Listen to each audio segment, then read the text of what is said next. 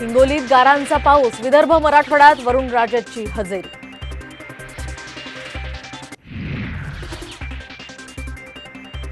नाशिकमध्ये 11 दिवसांपासून कांदा लिलाव बंद, 1 लाख क्विंटलची खरेदी विक्री ठप्प, हमाल मापाडी आणि व्यापाऱ्यांच्या वादाचा फटका।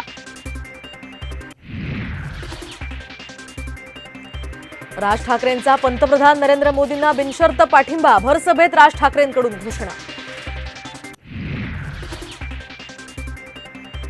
दक्षिण मुंबईशी भावनिक नातं, मिलिंद देवरांनी व्यक्त केली लोकसभा लढवण्याची इच्छा।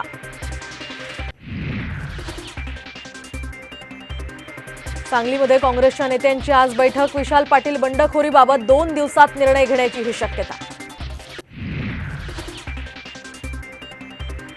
मी तोंड उघडलं तर घरातील कुणालाच बाहेर फिरता येणार नाही, अजित पवारांचं खळबळजनक विधान। तर लोकसभेमध्ये मुद्दे मांडून मतदारसंघातील कामं होत नाहीत, सुळेंना टोला। पंतप्रधान मोदींची आज नागपुरात सभा, मुख्यमंत्र्यांनी रात्री केली सभास्थळाची पाहणी।